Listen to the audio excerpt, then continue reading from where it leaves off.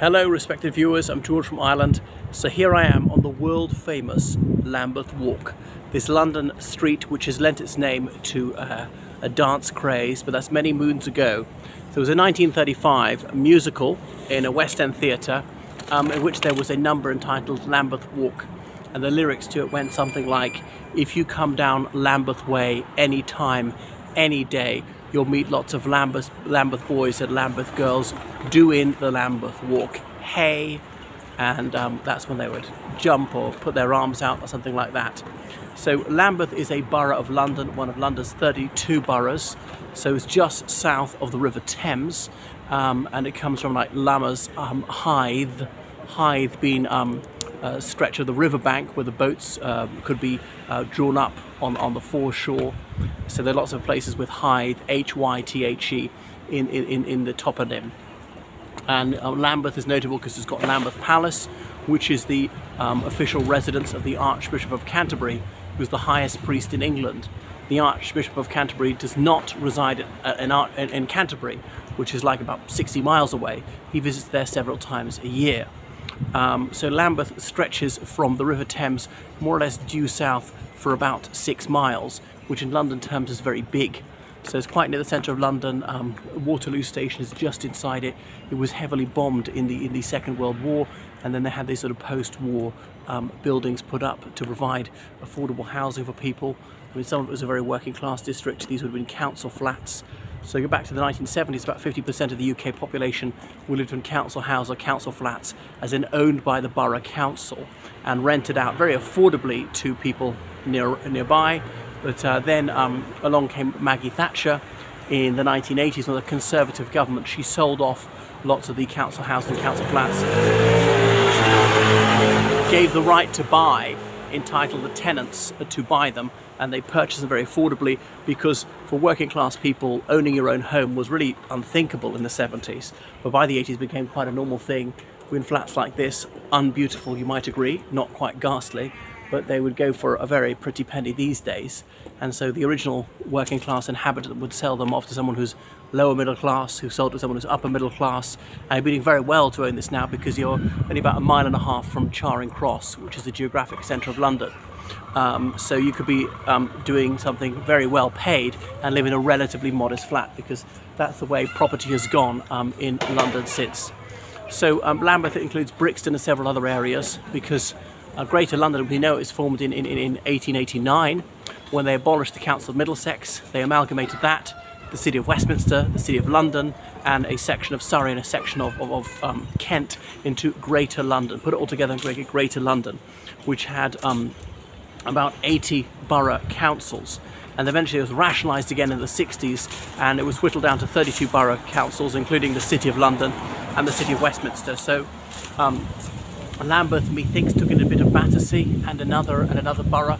So that's why it's very long north to south, but not very wide east to west. As I say, it abuts onto the Thames and stretches down towards Dulwich and Streatham. I'm not sure if they're part of it or not. So that is Lambeth, one of the most strongly Labour councils in London. So of the roughly 50 councillors, all but 4 of them are Labour people. There's not a single Conservative on the council, if memory serves.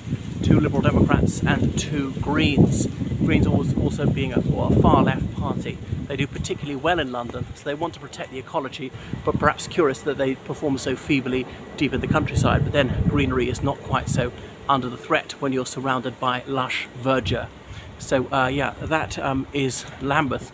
What else about it? Is there anything else noticed about Lambeth? Well, there's the Guard Museum, there is the St Thomas's Hospital, there is the church wherein Captain Bligh is interred for all time, the man of Mutiny on the Bounty infamy.